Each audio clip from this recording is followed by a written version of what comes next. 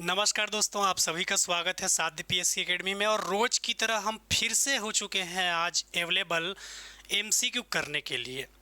और इसके पहले कि मैं आज का एमसीक्यू स्टार्ट करूं, आप सभी से बस यही कहना चाहता हूं कि एक बार फिर से नवरात्रि की हार्दिक शुभकामनाएं। आज माता का 8वां दिन है और अष्टमी का दिन है, और माता रानी आप सबकी मनोकामनाएं जल्द ही पूरी करे, बस मेरा यही प्रार्थना है आप सबके लिए। इसके अलावा बहुत सारे प्रतिभागी लगातार विभिन्न कोर्सों में डिस्काउंट की मांग करते हैं, तो बिल्कुल 20% के डिस्काउंट के साथ आप ये क्लास परचेस कर सकते हैं। इसके अलावा यदि आपको कुछ भी दिक्कत होगा तो आप इस नीचे दिए गए नंबर पे भी कांटेक्ट कर सकते हैं। आगे अभी फ़िलहाल हमारे यहाँ संचालित एडीओ, प्रयोगशाला परिचारक, पुलिस भर्ती, एएसआई सब इंस्पेक्टर, शिक्षक, एडीआई, आबकारी आरक्षक के साथ बिल्कुल आप क्लास ज्वाइन कर सकते हैं। आपके प्रयोगशाला परिचारक के अंतर्गत वृत्य, स्वीपर और चौकीदार का वैकेंसी आया है, इसका भी क्लास ज्वाइन कर सकते हैं।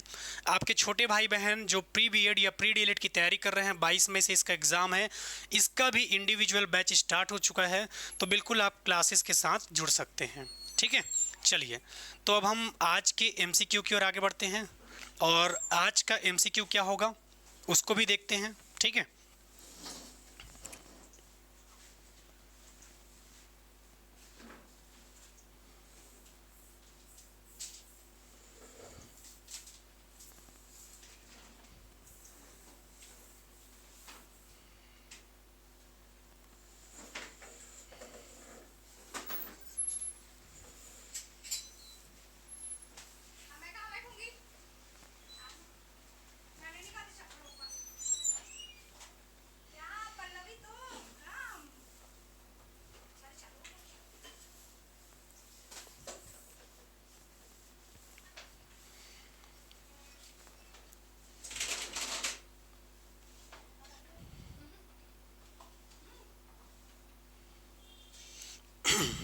थोड़ा सा वेट करेंगे।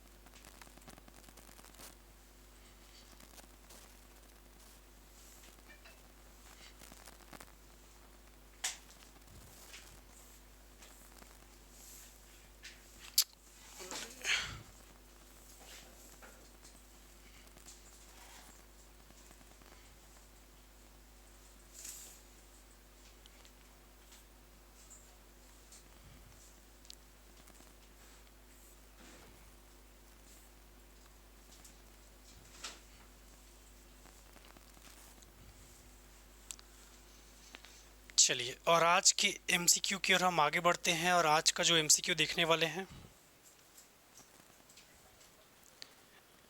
पहला प्रश्न जो आपकी स्क्रीन पर दिखाई दे रहा है, ध्यान से पढ़िए और बताइए इसका आंसर क्या हो जाएगा।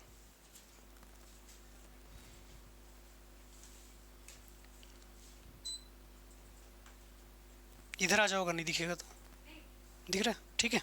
चलो चलो, अब यहाँ से प्रश्न जो पहला पूछ रहा है, आपको याद रखना है। पहला प्रश्न क्या पूछ रहा है, जनपद पंचायत की स्थायी समिति के विषय में बात कर रहा है। पहला प्रश्न जो आपको दिया है वो कौन सा है,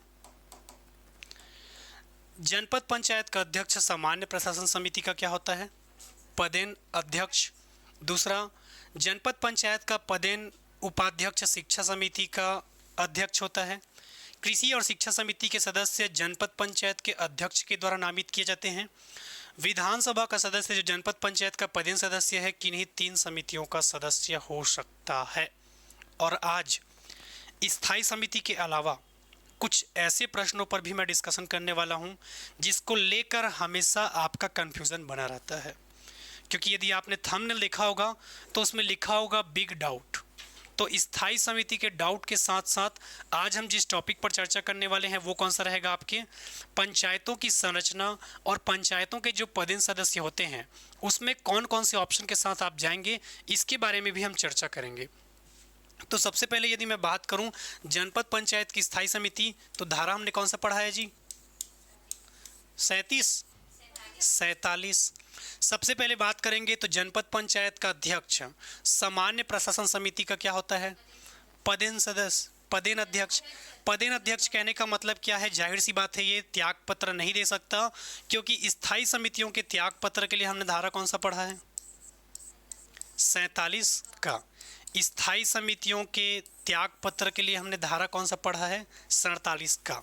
तो जो भी व्यक्ति पदेन रूप से अध्यक्ष है वो त्याग पत्र आपका नहीं दे सकता। जैसे कि आपके जनपद पंचायत में कौन त्याग पत्र नहीं दे सकता? सामान्य प्रशासन समिति का अध्यक्ष। और कौन होता है अध्यक्ष वहाँ पर? जनपद का अध्यक्ष। कैसे रहता है? पदेन रूप से। दूसरा, या तो फिर डायरेक्ट उसको अपना पद क्या करना होगा? छोड़ना होगा। तो जनपद पंचायत का पदेन अध्यक्ष ये तो सही है। जनपद पंचायत का उपाध्यक्ष शिक्षा समिति का क्या होता है? अध्यक्ष। ये भी बिल्कुल सही है। कृषि और शिक्षा समिति के सदस्य जनपद पंचायत के अध्यक्ष के द्वारा नामित किए जाते हैं क्या? नहीं, बल्कि जनपद पंचायत के सदस्य बनते हैं, नामित अलग से नहीं होते। अगला आपका जो पूछ रहा है, विधानसभा का सदस्य, कौन आपका? विधानसभा का सदस्य जनपद पंचायत का पदेन सदस्य होता है कि नहीं? बिल्कुल होता है, पदेन सदस्य। और जनपद पंचायत में कितनी समितियां होती हैं? 5। मैंने क्लास में कहा था कि जनपद पंचायत में यदि 5 स्थायी समितियां हैं तो आपका विधानसभा का सदस्य पांचों की पांचों समिति का क्या रहता है? सदस्य रहता है। पर यहाँ पर कितना समिति बता रहा है? तीसरा। तो ये भी कथन आपका क्या हो जाएगा? गलत। क्वेश्चन में क्या पूछा है? सही क्या है? तो आंसर क्या हो जाएगा? 1 और 2। ये लास्ट पॉइंट ध्यान देना, इसमें क्या लिखा है कि 3 समिति का होता है, जबकि जनपद में कितनी स्थायी समितियां होती हैं? 5। विधानसभा का सदस्य जनपद पंचायत में इन पांचों समिति का क्या होता है? पदेन सदस्य होता है। और यहाँ पर क्या लिख दिया है आपका? 3। इसीलिए आपका आंसर क्या हो जाएगा? 1 और 2। अगला प्रश्न ध्यान से पढ़िए, क्या है लिखिए, बताइए।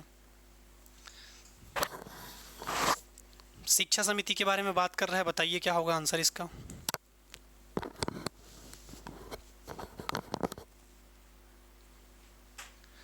सबसे पहले जिला पंचायत की शिक्षा समिति की बात करता है तो शिक्षा समिति का प्रमुख कौन होता है? कहाँ का उपाध्यक्ष? जिला का उपाध्यक्ष। जिला का उपाध्यक्ष यहाँ का क्या रहेगा? सभापति, या उसे ही हम क्या कहते हैं? अध्यक्ष। और कैसे रहेगा? पदेन रूप से। मतलब ये त्याग पत्र नहीं दे सकता, और अगर देना चाहता है तो डायरेक्ट अपना पद ही क्या करना होगा? छोड़ना होगा। इनमें एक महिला सदस्य का होना जरूरी है। बात कर रहा है शिक्षा समिति का, तो बिल्कुल एक महिला सदस्य का होना क्या है? आवश्यक है। एक अनुसूचित जाति यानी कि एससी का होना आवश्यक है। इसमें एक अनुसूचित जनजाति सदस्य का होना आवश्यक है। ठीक है, तो आपका पहला और दूसरा सही है, और तीसरा और चौथा। तो ऑप्शन क्या हो जाएगा? 1, 2, 3 और 4। यदि आप ऐसा सोच रहे हैं तो गलत सोच रहे हैं। पढ़ो क्वेश्चन अच्छे से। 1, 2, 3, 4 नहीं होगा। क्या होगा आंसर?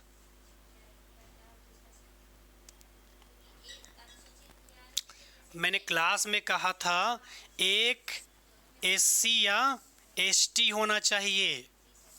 ठीक है, या का मतलब क्या होता है? एक एसटी हो या फिर एससी, दोनों को एक ही जन नहीं बताया था मैंने क्लास में। इसमें क्या लिखा है? एक अनुसूचित जाति, एक अनुसूचित जनजाति। और आपने थ्योरी में क्या पढ़ा है? एक एसटी या एससी होना चाहिए, एक एसटी या एससी। और शिक्षा समिति में एक महिला। तो कौन कौन सा गलत हो जाएगा आपका? तीसरा और चौथा। समझ रहे हो क्वेश्चन कहाँ पर फंसा आप लोगों को? नहीं समझ आया? एक क्या होना चाहिए आपका? एसटी या एससी। और इसमें दोनों ऑप्शन में क्या दिखा रहा है आपका? एक एक दिखा रहा है। तो आंसर क्या हो जाएगा आपका? ठीक है, ये आंसर चौथा नहीं होगा। ठीक है, ये आपका बी होगा। एक क्या होना चाहिए आपका? एसटी या एससी। ठीक है, दोनों में से कोई एक। अब आपके गांव में अगर दोनों की जनसंख्या है तो बिल्कुल कर सकते हो, कोई दिक्कत नहीं है। अरे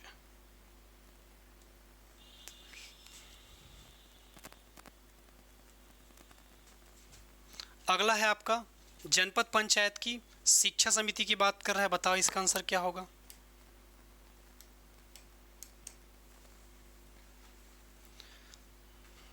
सदस्य नामित किए जाते हैं क्या? नहीं। सदस्य निर्वाचित किए जाते हैं क्या, शिक्षा समिति में, ठीक है। एक विधायक जो जनपद पंचायत का पदेन सदस्य है समिति में अवश्य होना चाहिए। समिति में एक महिला सदस्य होनी चाहिए।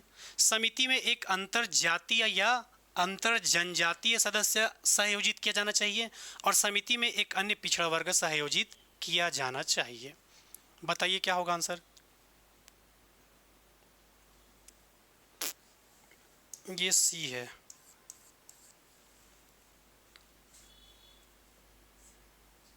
ठीक है, क्या हो जाएगा आपका, सदस्य निर्वाचित किए जाते हैं क्या। एक विधायक जो जनपद पंचायत का पदेन सदस्य है समिति में, क्योंकि जनपद पंचायत में 5 समिति और पांचों की पांचों समिति का कौन होता है आपका, विधायक। समिति में एक महिला सदस्य होनी चाहिए। समिति में एक अंतर जातीय यानी कि आपका एससी जनजाति यानी कि एसटी सदस्य होने चाहिए। और अगला है आपका समिति में अन्य पिछड़ा वर्ग का सदस्य होना चाहिए क्या, नहीं। तो ऑप्शन क्या हो जाएगा, सी डी और ई। क्या हो जाएगा, सी डी और ई। अगले प्रश्न की ओर बढ़ते हैं, वो सी है ना, ये ऑप्शन आपका सी है। अगला प्रश्न, जनपद और जिला पंचायत की स्थायी समितियों के विषय में सही क्या है। चलिए ध्यान से पढ़िए और बताइए क्या है।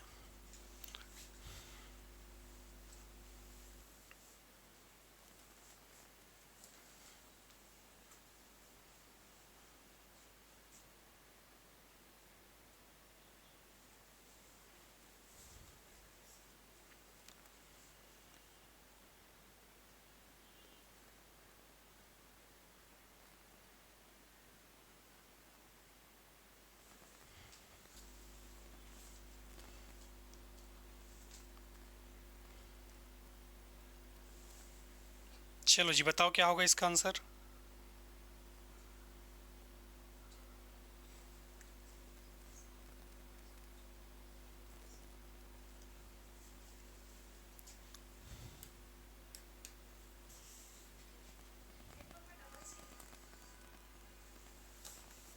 ए, डी और एफ। चलो अब बनाओ। कुल 5 स्थायी समितियां होंगी। दूसरा, जनपद या जिला पंचायत के अध्यक्ष स्थायी समितियों के सदस्यों को नामांकित करते हैं। जनपद या जिला पंचायत के सदस्य अपने में से स्थायी समितियों के सदस्यों का निर्वाचन करते हैं। विधायक जो जनपद पंचायत का पदेन सदस्य है किन्हीं 2 समितियों का क्या रहता है, पदेन सदस्य। ये भी सही है, भले हमें क्लियर नहीं किया है। याद रखना है जनपद में तो सभी समितियों में रहता है, लेकिन जिला पंचायत के मामले में किसी भी 2 में, जिला पंचायत के मामले में किसी भी 2 समिति में रहता है। संसद जो जिला पंचायत का पदेन सदस्य सभी समितियों में रहता है क्या, नहीं। संसद जो जिला पंचायत का क्या है, पदेन सदस्य है, किन्हीं 2 समिति में रहता है। जनपद में तो ऑलरेडी नहीं रहता आपका, जिला में रहेगा, वो भी कैसे, आपके इच्छा अनुसार।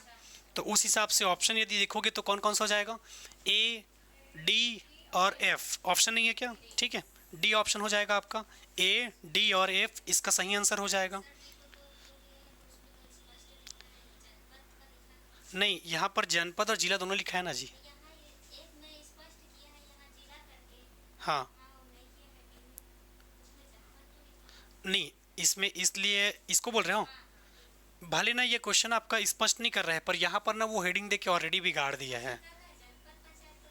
नहीं मैं समझ गया, जनपद पंचायत करके बोल रहे हैं वो, पर आपको ना इसके अलावा यहाँ पर भी ध्यान देना है क्वेश्चन पर, ठीक है। जिस टाइम ये क्वेश्चन पूछा था ये विलोपित इसलिए हो गया था इसी कारण से आपका, क्योंकि विधायक आपका जनपद और जिला दोनों जगह रहता है, इसी कारण से वो वहाँ पर दिक्कत हुआ था। अगला प्रश्न, छत्तीसगढ़ राज्य के संसदीय और विधानसभा निर्वाचन क्षेत्रों के चुनावों के लिए निर्वाचन रिटर्निंग अधिकारी या ऑफिसर कौन होता है। जब आपके संसदों का चुनाव होता है और विधानसभा का चुनाव होता है तो उसके लिए कौन होगा। थोड़ा सा भी यदि कॉमन सेंस लगाओगे ना तो ये प्रश्न बनेगा। पहला चीज़, राज्य के राज्यपाल को बनाओगे क्या, आपके हाई कोर्ट के मुख्य न्यायाधीश को बनाओगे, उसके पास और कुछ काम नहीं है, ठीक है। अगला आपका पुलिस अधीक्षक को बनाओगे तो आंसर क्या होगा, जिला कलेक्टर। ये ऑप्शन जब पेपर में भी आया था तो आराम से आप पहचान जाते हैं, ठीक है। तो आंसर क्या होगा, सी। अगला, ओहो फिर खसक जाएगा, कह रहे थोड़ी देर आंख बंद कर दो जी। हाँ नहीं खसक रहे हैं, ठीक। चलो, 3 अभ्यर्थी सरपंच का क्या कर रहे हैं, चुनाव लड़ रहे हैं। किसको नाम पहले मुद्रित किया जाएगा बताओ। अब आपको वो कॉन्सेप्ट याद होगा तो बनेगा, वरना नहीं बनेगा। मत पत्र में किसका नाम पहले मुद्रित करोगे?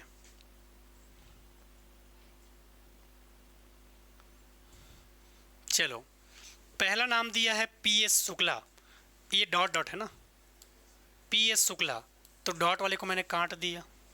अब इसका लेटर हमें कहाँ से मिलेगा? एस से। महेंद्र कुमार का M से, और सोम कुमार का S से। ठीक है, एक हमें मिला क्या? शुक्ला, एक हमें मिला M, और एक हमें मिला सोम। सोम को उठाना पड़ेगा, दोनों एस सेम हो गया है। ठीक है, तो M पहले आता है कि एस आपका, तो ये पहले नंबर पे चला गया। SHU और SO दोनों में से किसको लेगो, क्योंकि ये दोनों फिर समान हो गया है। तो H पहले आता है कि O? H पहले आता है, तो दूसरे नंबर पे आपका शुक्ला और तीसरे नंबर पे सोम। देखो ऑप्शन दिया है क्या, ये क्या है आपका ABC, तो ऑप्शन क्या हो जाएगा?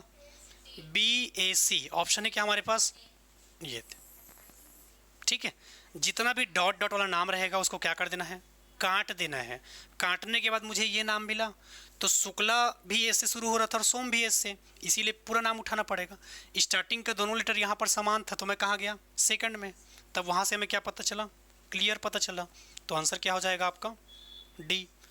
अगला प्रश्न, निविदत मतपत्र, फिर से आ गया क्या? निविदत मतपत्र। चलो ध्यान से पढ़ो और बताओ। कल ही मैंने क्लास में ये क्वेश्चन आपको करवाया था, क्वेश्चन बोलता हूँ, थ्योरी। ध्यान से पढ़ लो, ऑप्शन थोड़ा सा बड़ा है और ऐसे ही क्वेश्चन दिखेगा आपको।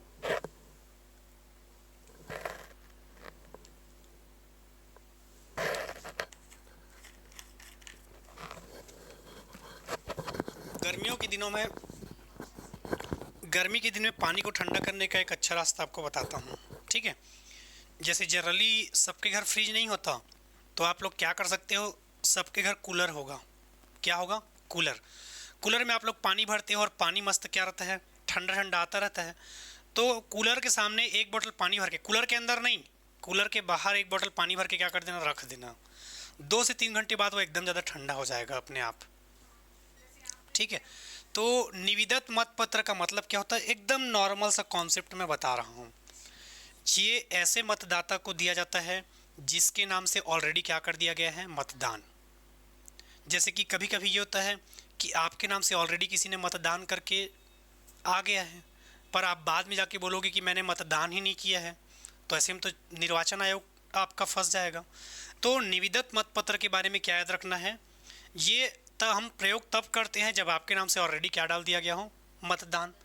तो यह मतदान केंद्र में उपयोग किए जाने वाले मतपत्रों के समान होता है। बिल्कुल सही है। किसके समान होगा? मतपत्रों के समान। यह अंधे मतदाताओं को दिया जाता है क्या? नहीं, ये कथन आपका बिल्कुल गलत है। दूसरा, सामान्य परिस्थिति में हम इसका गणना नहीं करते। सामान्य परिस्थिति में हम इसका गणना नहीं करते। जब सामान्य परिस्थिति में आप इसका गणना नहीं करते तो ये मतपत्र पेटी में नहीं डाला जाएगा। दूसरा, ये मतदान केंद्र में मिलने वाला आपको अंतिम मतपत्र होता है, और ये किसके पास मिलेगा आपको?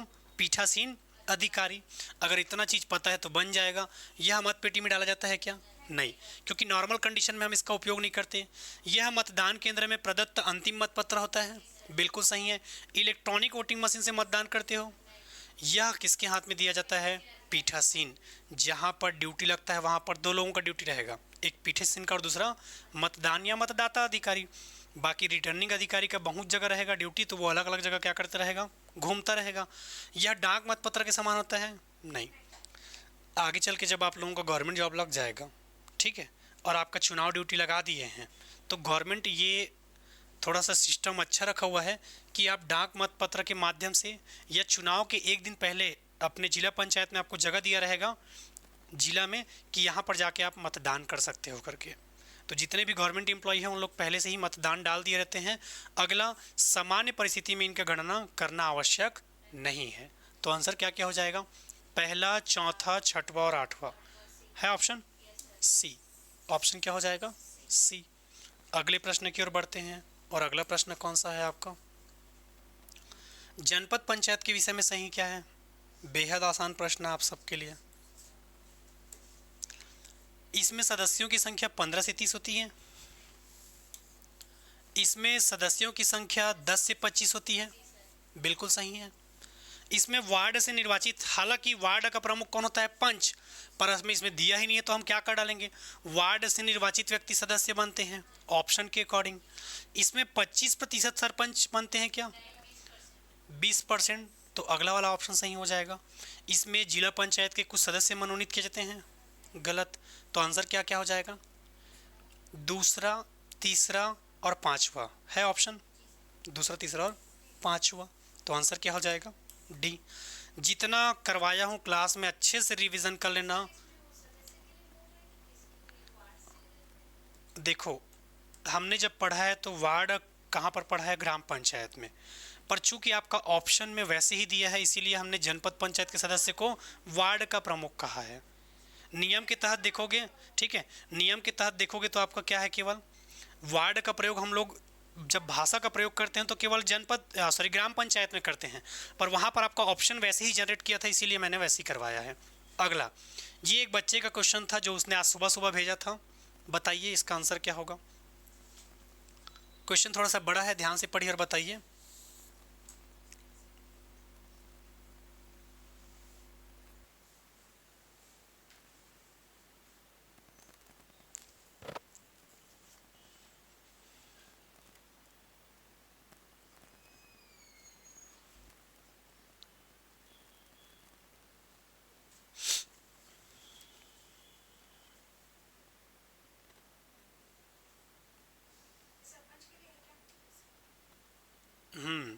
स्थाई स्थाई पदेन सदस्य पूछ रहा है और स्थाई समिति वाला क्वेश्चन है।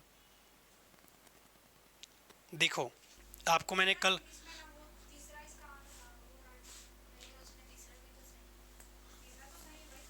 ठीक है, देखो सही क्या है पूछ रहा है।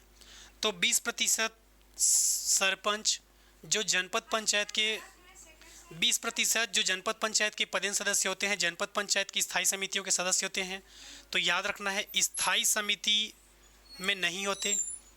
20% जो जनपद पंचायत के पदेन सदस्य होते हैं, जनपद पंचायत की स्थायी समितियों के सदस्य नहीं हो सकते। ये सरपंच के मामले में बात कर रहा है, ठीक है, तो ये आपका सही है, नहीं हो सकते। 20% सरपंच जो जनपद पंचायत के पदेन सदस्य होते हैं का कार्यकाल 1 वर्ष के लिए होता है, ठीक है। देखो, इस वाले लाइन में आपका स्थायी समिति नहीं लिखा है, लेकिन दूसरे लाइन पर लिखा हुआ है। क्या लिखा हुआ है? 20% सरपंच, ये क्वेश्चन किसका है? सरपंच का। 20% सरपंच जो जनपद पंचायत के पदेन सदस्य होते हैं, जनपद पंचायत की स्थायी समितियों के क्या नहीं होते? सदस्य नहीं होते, ठीक। दूसरा क्या कह रहा है? 20% सरपंच जो जनपद पंचायत के पदेन सदस्य होते हैं का कार्यकाल कितने वर्ष का होता है? 1 साल।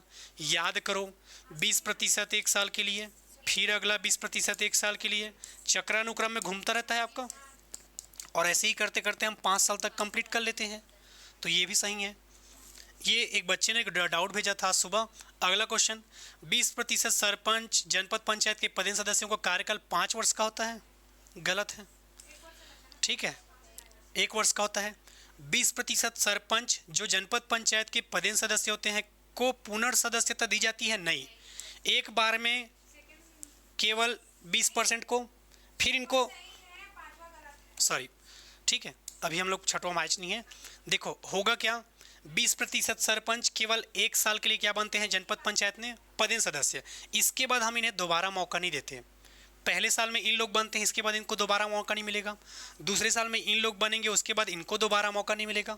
तीसरे साल में ये 20 बनेंगे, इनको दोबारा मौका नहीं मिलेगा। चौथे साल ये 20 बनेंगे, इनको दोबारा नहीं मिलेगा। अगले साल ये बनेंगे, इनको भी दोबारा मौका नहीं मिलेगा। छठवां क्या कहता है? जो जनपद पंचायत के पदेन सदस्य हैं उनको पुनर्सदस्यता तो दे रहे हैं क्या हम लोग? नहीं दे रहे हैं, तो ये भी सही है।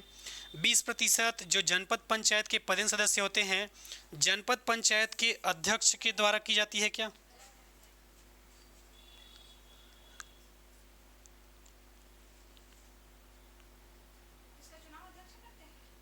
20% सरपंच जो जनपद पंचायत के पदेन सदस्य हैं, चयन जनपद पंचायत के अध्यक्ष के द्वारा किया जाता है, ठीक है। एक ऑप्शन और मिसिंग दिख रहा है, छठवां सातवां, एक ऑप्शन और देना था इसमें।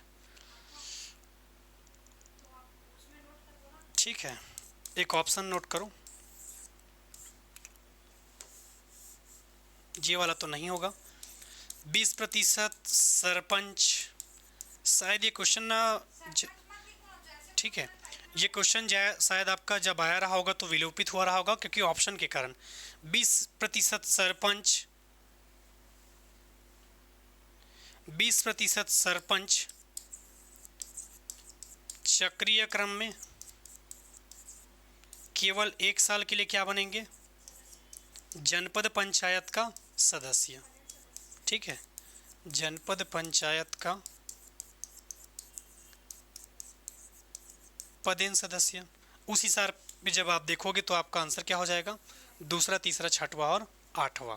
ठीक है, ये क्वेश्चन शायद विलोपित हुआ होगा क्योंकि शायद ये व्यापम का ही क्वेश्चन है। अगला क्वेश्चन, ओहो रुक जा, ठीक, जनपद पंचायत के संगठन के विषय में सही क्या है? चलो बताओ इसका आंसर क्या होगा जी?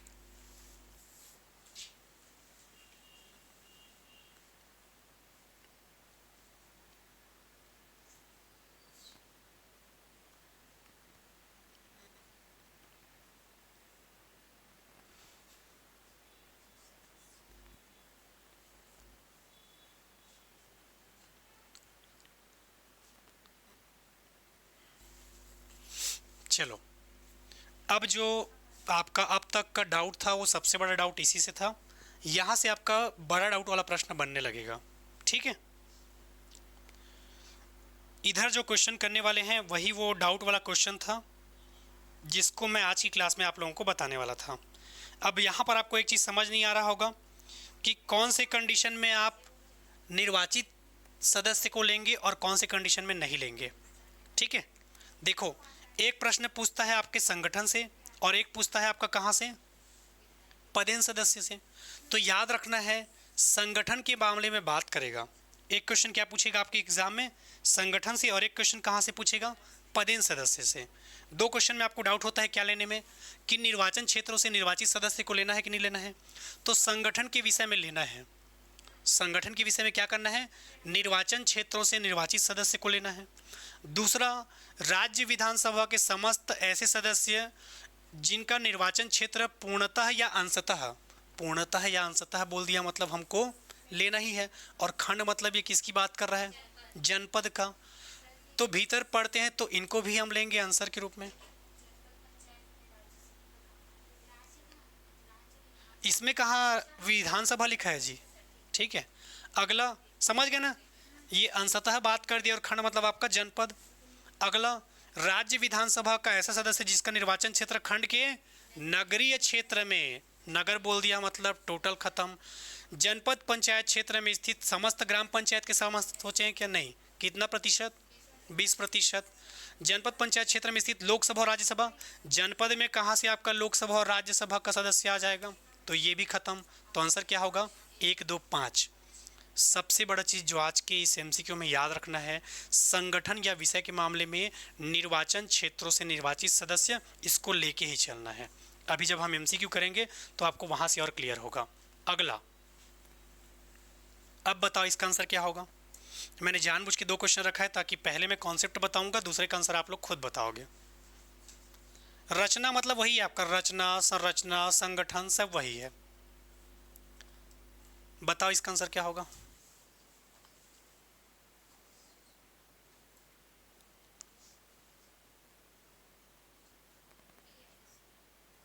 चलिए आप लोग बताइए जी। हो सकता है वो गलत बता रही होगी, ये भी हो सकता है। देखो, पहला को लेगो कि नहीं लोगे? लोगे ना। चाहे रचना कहे, संरचना कहे, चाहे गठन, निर्वाचन क्षेत्रों से निर्वाचित चुने गए सदस्य। दूसरा आपको समझ नहीं आ रहा है, 1/5 को जब 100 से मल्टीप्लाई करोगे तो आंसर क्या होगा? 20% होगा। तो छठवां भी सही है आपका। दूसरा, जनपद क्षेत्र से चुने गए समस्त विधायक। संगठन, रचना या बोल रहा है तो हमको चेक करना होगा कि ग्रामीण है कि नगरीय। बता नहीं रहा है पर यहाँ पर बता रहा है, तो ये हम लेंगे। जनपद क्षेत्र के समस्त लोकसभा, जनपद में कहाँ लोकसभा आ गया? और जनपद क्षेत्र के समस्त सरपंच क्या? ये भी गलत। तो आंसर क्या हो जाएगा? पहला, तीसरा और छठवा। तो आंसर क्या हो जाएगा? बी। समझ आ रहा है? अब थोड़ा थोड़ा रुकते जाओ, एक ऐसा प्रश्न भी आएगा जब आपका पदेन सदस्य वाला भी आएगा। यदि किसी जनपद पंचायत में निःशक्त व्यक्ति का प्रतिनिधित्व ना हो, ऐसी स्थिति में कितने निःशक्त व्यक्तियों का नाम मनोनीत किया जाएगा? जनपद कहे या जिला, जनपद कहे या जिला, कितने निःशक्त व्यक्ति? 2। जिनका कार्यकाल कम से कम कितना होना चाहिए? 1 साल। ज़्यादा से ज़्यादा आप 5 साल रख लो, हमें क्या मतलब है, पर कम से कम कितना होना चाहिए? 1 साल, चाहे जनपद का है चाहे जिला।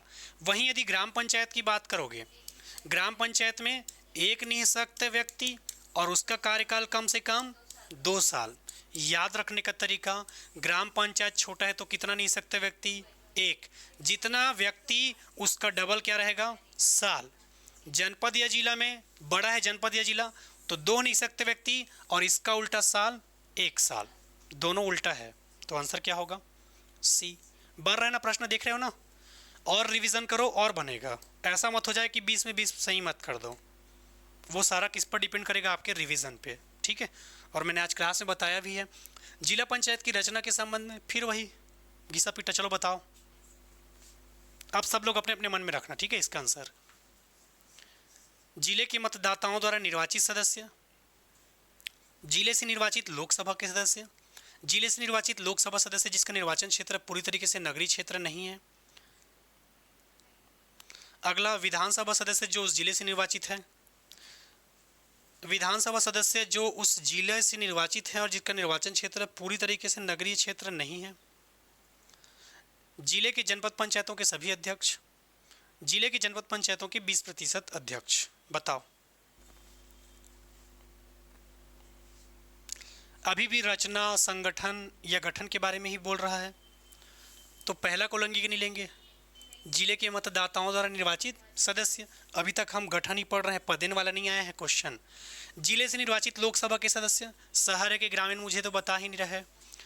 और जिला पंचायत की बात कर रहा है, तो जिला पंचायत में तो बिल्कुल लोकसभा के सदस्य पदेन सदस्य होते हैं, और नगरीय क्षेत्र भी नहीं है तो बिल्कुल है। विधानसभा का सदस्य जो उस जिले से निर्वाचित हो, अगर रायपुर जिला हो गया तो, क्योंकि रायपुर में आपका क्या है? रायपुर दक्षिण पूरा आपका नगरीय है। विधानसभा सदस्य जो उस जिले से निर्वाचित हुआ है और उसका क्षेत्र भी पूरी तरीके से क्या नहीं है? नगरीय क्षेत्र नहीं है, ये भी आ जाएगा।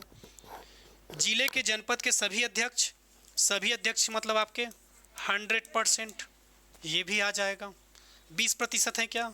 नहीं, तो ऑप्शन क्या हो जाएगा? होगा। बढ़ रहा है ना प्रश्न, ठीक है? बस आपको क्या करना है? रिवीजन। अब आ गया जिस कातिल का मुझे क्या था? तलाश। चलो अब जल्दी से बताओ इसका क्या होगा। अब आ गया है क्या? पदेन सदस्य। अभी तक हमारा कॉन्सेप्ट क्या खेल रहा था? संरचना, गठन या रचना। अब क्या आ गया है? पदेन सदस्य। पदेन सदस्य जब जब देखोगे, पदेन सदस्य जब जब देखोगे, निर्वाचन क्षेत्र से निर्वाचित सदस्य को काट देना, क्योंकि हमें वो बता नहीं रहा है कि वो ग्रामीण है कि नगरीय। किस मामले में? पदेन सदस्य के मामले में। अभी तक हम क्या लेके चलते थे? पहले को लेकर चलते थे निर्वाचन क्षेत्रों से निर्वाचित सदस्य, क्योंकि तब हम क्या पढ़ते थे? रचना या संगठन के बारे में। अब यहाँ पर हम क्या पढ़ रहे हैं? पदेन सदस्य। तो निर्वाचन क्षेत्रों से निर्वाचित सदस्य हो सकता है वो नगरीय क्षेत्र होगा, तो कैसे कर डालोगे? क्योंकि पदेन सदस्य के बारे में बात कर रहा है। और बाकी में जब पदेन सदस्य हम लेते थे तो वहाँ पर एक चीज़ देखते थे कि ग्रामीण है कि नगरीय है, पर यहाँ पर वो बता रहा है क्या? नहीं। लोकसभा के सदस्य जो जिला पंचायत के सदस्य हैं, बिल्कुल लोकसभा का सदस्य आपने पहले ही पता कर लिया होगा कि नगरीय है या ग्रामीण, तभी तो उसको सदस्य बनाया हो पदेन। राज्यसभा के सदस्य जो जिला पंचायत के क्या हो? सदस्य, आपने ऑलरेडी चेक किया होगा, तभी तो पदेन सदस्य बनाया है उसको। अगला, राज्य विधानसभा के सदस्य जो जिला पंचायत के क्या हैं? सदस्य हैं, बिल्कुल आपने यहाँ पर भी चेक किया होगा। जनपद पंचायतों के अध्यक्ष रहते हैं आपके जिला में जी, पदेन सदस्य। जिला पंचायत के अध्यक्ष नहीं रहते? ठीक है, 100% अध्यक्ष रहते हैं आपके। तो बिल्कुल ये भी हो जाएगा आपका। जिला पंचायत में ग्राम पंचायत के सरपंच आएंगे क्या? नहीं। अब देखो, बहुत सारे बच्चों को डाउट हो रहा होगा कि सर यहाँ पर इसने क्लियर तो नहीं किया है कि ग्रामीण है कि नगरीय है, पर ऑलरेडी यहाँ पर आपका पदेन सदस्य कह रहा है, और पदेन सदस्य बनाने से पहले आपने ऑलरेडी चेक किया होगा कि उसका क्षेत्र क्या मत पड़े, नगरीय मत पड़े, भले पूर्णतः या अंशतः पड़े। तो इस आधार पर आपका ऑप्शन क्या हो जाएगा, देखो है कि नहीं, दूसरा, तीसरा, चौथा और पांचवा। समझ रहे हो ना प्रश्न? इसके बाद भी डाउट होगा तो बताना, फिर मैं क्लास में और इसको क्या करूँगा, डिस्कशन। अगला प्रश्न। अब इस प्रश्न पर मचा हुआ था बवाल, बहुत सारे बच्चों ने क्या किया था, कमेंट। इसको सॉल्व करने का मैं सबसे अच्छा तरीका बताता हूँ। इसमें पेपर बनाने वाले ने प्रत्यक्ष या अप्रत्यक्ष नहीं बताया है। क्या नहीं बताया है? प्रत्यक्ष या अप्रत्यक्ष। पहले आप लोग खुद अलग करके देखना कौन सा प्रत्यक्ष है कौन सा अप्रत्यक्ष। सरपंच का पी लिख रहा हूँ मैं प्रत्यक्ष को, ठीक है। उप सरपंच का अप्रत्यक्ष, ए लिख देता हूँ। जनपद पंचायत के अध्यक्ष का अप्रत्यक्ष, जनपद पंचायत के सदस्य का प्रत्यक्ष, जिला पंचायत के उपाध्यक्ष अप्रत्यक्ष, ग्राम पंचायत के सदस्य मतलब पंच, पंच का प्रत्यक्ष, उपाध्यक्ष का, अध्यक्ष का अप्रत्यक्ष और सदस्य का प्रत्यक्ष। अब प्रत्यक्ष कौन कौन दिख रहा है देखो, चौथा यहाँ, सॉरी पहला, उसके बाद आपका चौथा, ठीक है। इधर क्या मिल रहा है हमको, पहला और, रुको रुको जी, पहला दूसरा, रुको इधर से जाते हैं। इधर है आपका पहला प्रत्यक्ष में, उसके बाद आपका तीसरा, उसके बाद इधर चौथा आपका नहीं होगा, पांचवा भी नहीं होगा, छठवा होगा, इधर आया हम सातवां, सातवां में अध्यक्ष भी नहीं होगा, आठवां उपाध्यक्ष है ये भी नहीं होगा, उसके बाद नौवां आपका होगा। अब देखो एक आठवां ऑप्शन दिख रहा है क्या, दिख रहा है? अब ऐसे ही छांटना और जो भी आपको मिलेगा उसको क्या कर देना, टिक। दूसरा, हो सकता है पेपर बनाने वाले ने पूरा अप्रत्यक्ष छांटा होगा, तो अप्रत्यक्ष वाला जब छांटा होगा तो उसका ऑप्शन क्या क्या हो जाएगा देख लेते हैं। दूसरा, उसके बाद आपका तीसरा नहीं होगा, चौथा हो जाएगा, पांचवा हो जाएगा, छठवा नहीं होगा, सातवां हो जाएगा, और उसके बाद आपका आठवां हो जाएगा। अब पेपर सेट करने वाला जब प्रत्यक्ष का छांटेगा तो ये ऑप्शन देगा, ये वाला ऑप्शन आपके पेपर में देगा ही नहीं। समझ रहे हो कहने का मतलब? पेपर सेट करने वाला अगर अप्रत्यक्ष को छांट रहा है तो वो कौन सा ऑप्शन नहीं देगा, सी वाला। और अगर दोनों ऑप्शन दे देता है तो क्वेश्चन क्या होगा, विलोपित, क्योंकि ऑलरेडी उसने क्वेश्चन में क्लियर नहीं किया है कि प्रत्यक्ष है कि अप्रत्यक्ष। तो आपको किसके हिसाब से चलना है, ऑप्शन के हिसाब से। इतना कंफर्म है, चाहोगे तो मैं दूसरा क्वेश्चन जनरेट करके दिखा दूंगा। ऐसे क्वेश्चन में आपको ऑप्शन देख के पता चल जाएगा कि पेपर वाले ने क्या छांटा है, ठीक है। तो आप क्या करना, पहले प्रत्यक्ष का छांट लेना, ऑप्शन मिल गया तो ठीक, और नहीं दिखेगा तो फिर कहाँ जाना, फिर अप्रत्यक्ष में। दोनों ऑप्शन एक साथ नहीं दिया रहेगा, प्रत्यक्ष वाला दिया रहेगा तो सी ऑप्शन के साथ दिया रहेगा वो पेपर में, और अप्रत्यक्ष में ई वाले के साथ। समझ रहे हो ना ये क्वेश्चन कैसे बनाना है, क्योंकि क्वेश्चन बनाने वाला खुद क्लियर नहीं कर रहा है कि प्रत्यक्ष है कि अप्रत्यक्ष। अगला प्रश्न, ये तो आपके रडार में है क्वेश्चन, बताओ।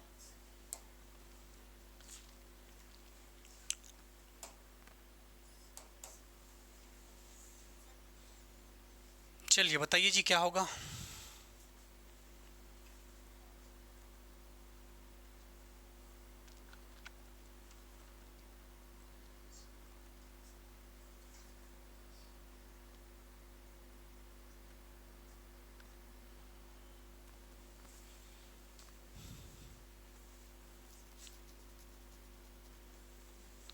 उनतीस क्या कहता है, जिला पंचायत का कौन कौन सा कथन सही है, जिला पंचायत का गठन।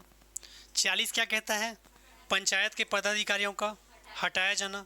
42 क्या कहता है, राज्य निर्वाचन आयोग की शक्तियाँ। और 45 क्या कहता है, सम्मेलन की प्रक्रिया। तो आंसर क्या होगा, 1, 2, 3 और 4 होगा।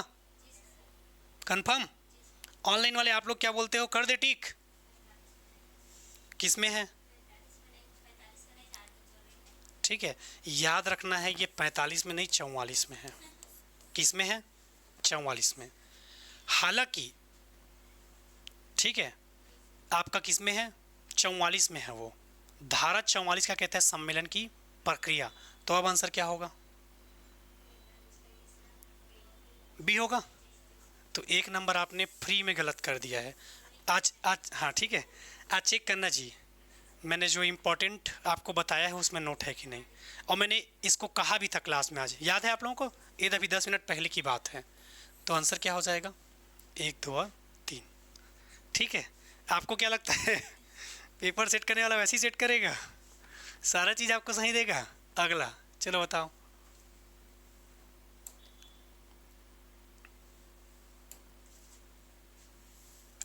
पंचायत के कार्य एवं शक्ति।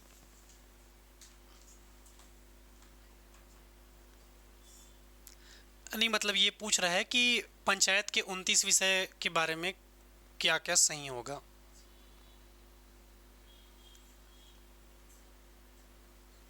रुको ये वाला क्वेश्चन मैं एक बार चेक कर लेता हूँ।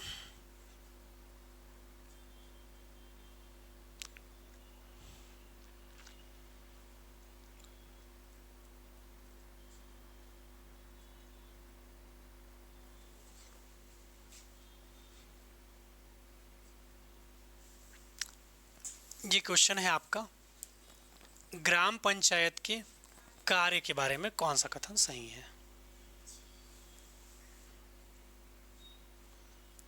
यह अध्याय 6 के अंतर्गत है। अब अध्याय 6 क्या कहता है ये आपको पता करना होगा। आज भी मैंने क्लास में आपको क्या बताया था, याद है क्या चीज़ को रिवीजन करना है बोला था, पर्टिकुलर आपके अध्याय को, अध्याय के साथ साथ कहाँ से कहाँ तक धारा। ठीक है, सारा चीज़ जो मैंने आज बताया है आपको कहीं ना कहीं उसको दिखने को मिलेगा, और आज ही क्लास में दिख गया। यह अध्याय 6 में है। अध्याय 6 में धारा 49 में, धारा 49 क्या कहता है, ग्राम पंचायत के कार्य, ग्राम पंचायत के कार्य। धारा 50 जनपद पंचायत के कार्य। धारा 52 जिला पंचायत के कार्य। टिक करवाया हूँ नहीं, आज आ रहा है क्वेश्चन। इसमें 29 विषय हैं, जाहिर सी बात हमने पढ़ा है। ग्राम पंचायत के अन्य कार्य 49 बी में है।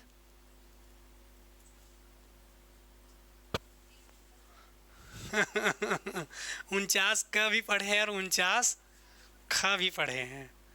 ठीक है, देख रहे हो ना, मतलब अभी आप लोग रिवीजन नहीं कर रहे हो इसीलिए आपको याद नहीं आ रहा होगा। ठीक है, तो 49 क क्या है, ख क्या है, ये भी आपको याद करना होगा, तब बनेगा आपका क्वेश्चन का आंसर। ठीक है, तो याद रखना है 49 बी में नहीं, 49। देखो यहाँ पर क्या लिख दिया है आपका, बी लिख दिया है। बी मतलब क्या हो गया, ख, और ए बोलता मतलब क्या है, क। मैंने क करवाया है आपको, क्या करवाया है, क। तो अगला क्वेश्चन आज ही बताया हूँ, उसमें का बहुत सारा क्वेश्चन आपको दिख रहा होगा। अनुसूची 1 के लिए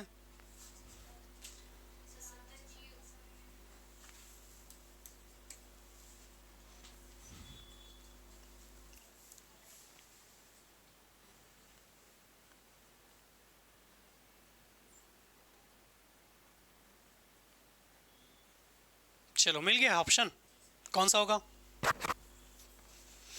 अनुसूची फर्स्ट, धारा 77 की उपधारा 1 2, धारा 77 की उपधारा 2, धारा 3 80 4 बी होगा मेरे ख्याल से। नहीं आ रहा है क्या, देखो तो एक बार मिल, मुझे तो वही लग रहा है।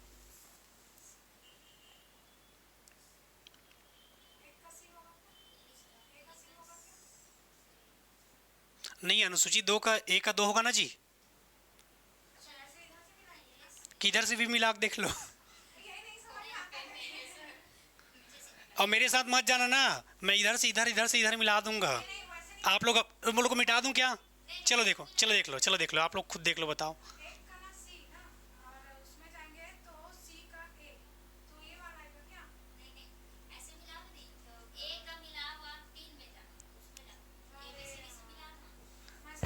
ठीक है, आंसर क्या होगा, बी। लो मैं बताऊंगा क्लास के लास्ट में, आज का आखिरी क्वेश्चन। और इसको अगर कोई गलत किया तो अभी मेरे पास डंडा नहीं है पर बॉटल है, ये पानी से भरा हुआ, और इसी में फूटेगा फिर क्या, मुंडी। चलो बताओ क्या होगा। आज ही बताया हूँ क्लास में।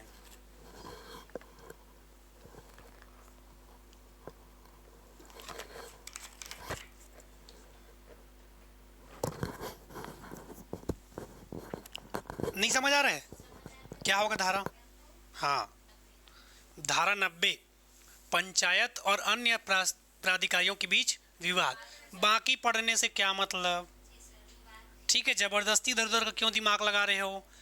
स्पष्ट लिखा है पहले लाइन में, पंचायत और अन्य स्थानीय प्राधिकारियों के बीच विवाद, तो आंसर क्या होगा? 90। ठीक है, और बिल्कुल यही हमारे आज का क्या था, लास्ट क्वेश्चन। आप लोग रुकना ना, कुछ और चीज़ मैं बताऊंगा। जाने से पहले एक बार फिर से आप सभी लोगों को बता देना हूँ कि आज क्या है जी, अष्टमी। ठीक है, चैत्र नवरात्रि का अष्टमी। और बिल्कुल जितने बच्चे अभी तक ऑफ़र का फ़ायदा नहीं उठा पाए हैं, माता रानी की तरफ से, हमारी तरफ से नहीं, कितना परसेंट का ऑफ़र मिल रहा है? 20% का ऑफ़र मिल रहा है, और ये अप टू जाएगा 50% तक। अब कई बच्चे बोलेंगे कि सर आप MCQ कम कराते हो, प्रचार ज़्यादा करवाते हो। तो हमारे यहाँ जो बच्चे जुड़ते हैं उनका पहला प्रश्न रहता है कि सर इसमें कुछ डिस्काउंट हो पाएगा क्या? और उस डिस्काउंट को हम कभी भी तो नहीं दे सकते, तो उसके लिए हम क्या देखते हैं, कुछ ना कुछ त्यौहार। और नवरात्रि भी किसी त्यौहार से कम है क्या? नहीं है। ठीक है, तो बिल्कुल इसीलिए हमने वेट किया था किसका, माता रानी के आने का। और 20% भला ही लिखा है, पर इसमें अप टू आपको कहाँ तक मिल जाएगा, कहाँ तक मिल जाएगा? 50% तक। अप टू का मतलब होता है 20 से लेकर 50 तक कुछ भी मिल सकता है। ठीक है, तो बिल्कुल आप जुड़े रहिए साध्य PSC एकेडमी के साथ लगातार। और इसके बाद यदि कुछ दिक्कत होगा तो बिल्कुल आप कांटेक्ट कर सकते हैं नीचे दिए गए नंबर पे। और मुलाकात होगा आप सबसे कब? कल तो संडे है, तो बिल्कुल मुलाकात होगा हमारा कब? ठीक 7 बजे दिन सोमवार। तो और मुलाकात होगा, तब तक के लिए धन्यवाद। जय हिंद, जय भारत, जय छत्तीसगढ़।